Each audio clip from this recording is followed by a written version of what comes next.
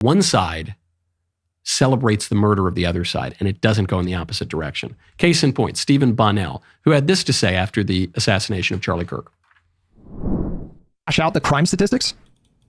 Not exactly like... You need conservatives to be afraid of getting killed when they go to events so that they look to their leadership to turn down the temperature.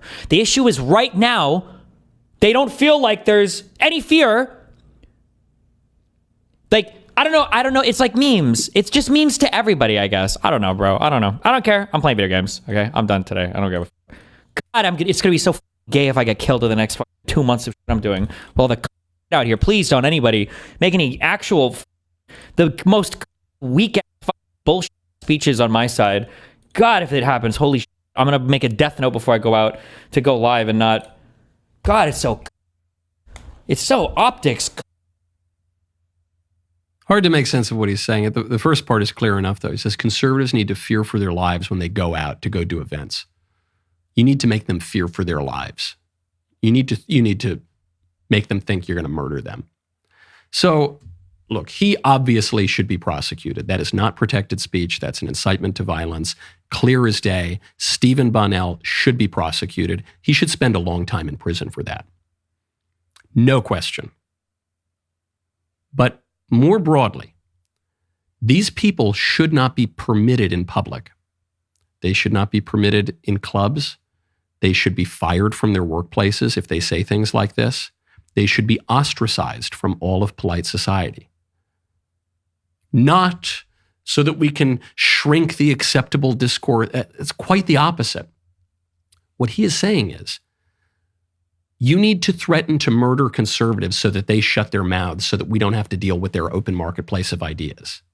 What he is articulating is, as Chesterton calls it, the thought that stops thought. That is a thought that urgently must be stopped. Go to helixsleep.com/Knowles.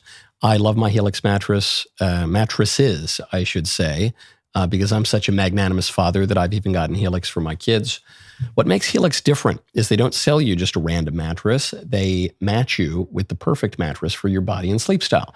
Whether you're a side sleeper, back sleeper, somewhere in between, they've got you covered. All you've got to do is take their sleep quiz and find your ideal match.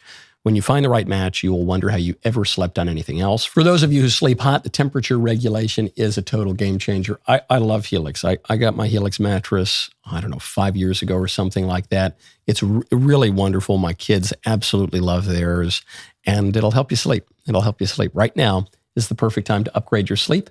Helix has a fantastic extended Labor Day sale. Go to helixsleep.com/Knowles, Canada-WLAS, to get 25% off site-wide. helixsleep.com/Knowles for 25% off site-wide.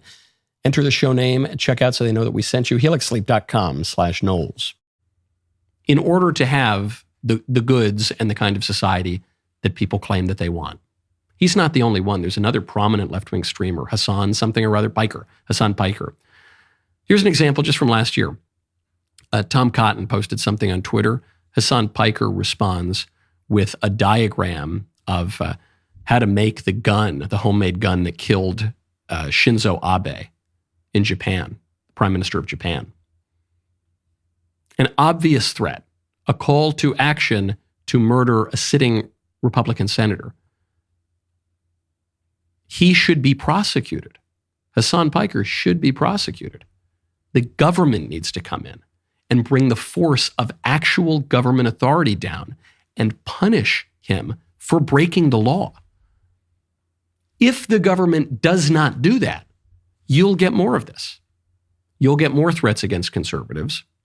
You will very likely get more injuries and murders of conservatives. You will shrink the vaunted marketplace of ideas. You will undermine all of society. Furthermore, any organization that hosts that person should be vigorously investigated, should be shunned from polite society. If it receives any federal funding, that funding should be cut off.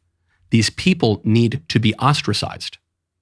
Their behavior is cancerous to society.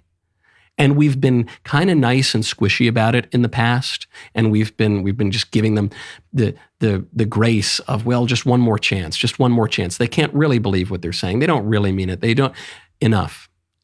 We've had enough. I've had enough. There's a study that just came out from YouGov. Liberals are 8 times as likely as conservatives to celebrate the death of their opponents. This just came out. This came out after the assassination of Charlie.